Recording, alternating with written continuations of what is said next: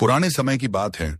एक छोटे से गांव में एक युवक रहता था जिसे बचपन से ही बहुत शर्मीला और संकोची स्वभाव का माना जाता था। वह किसी से खुलकर बात नहीं कर पाता था। नए लोगों से मिलना तो दूर, अपने ही परिवार वालों से भी वह जरूरत भर की बातें करता था। उसके इस स्वभाव के कारण वह अपने जीवन में कई अवसर गंवा चुका था। जब वह बड़ा हुआ तो उसे एक बढ़िया नौकरी मिली, लेकिन उसकी शर्मीलापन उसके करियर में बाधा डालने लगा।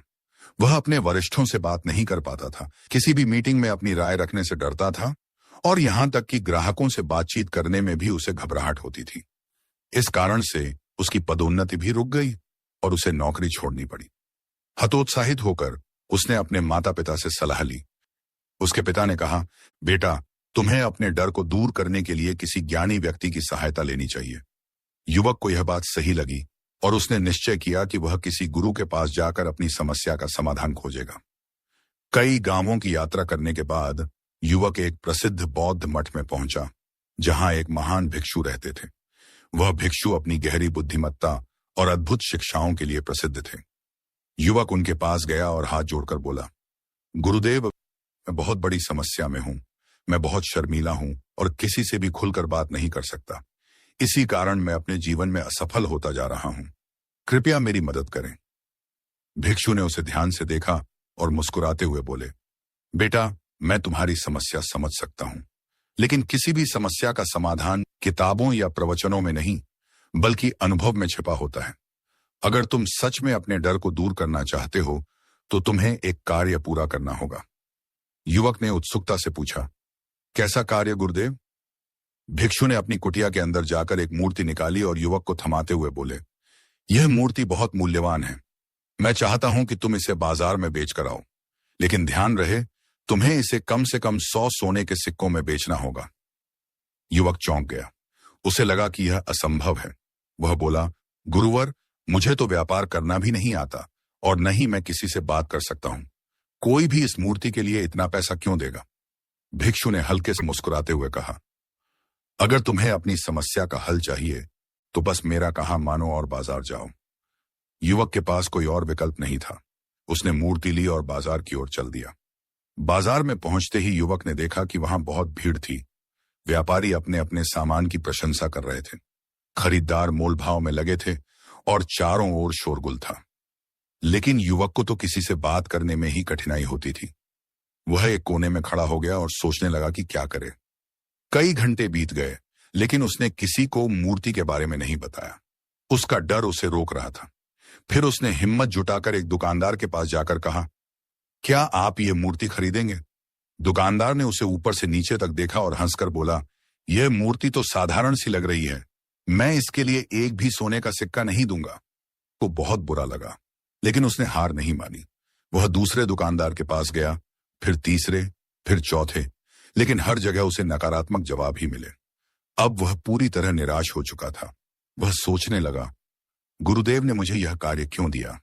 मैं कभी भी यह मूर्ति नहीं बेच पाऊंगा। वह मायूस होकर एक पेड़ के नीचे बैठ गया। लेकिन तभी उसे एहसास हुआ, अगर मैं ऐसे ही डरता रहूंगा तो यह मूर्ति कभी नहीं बिकेगी।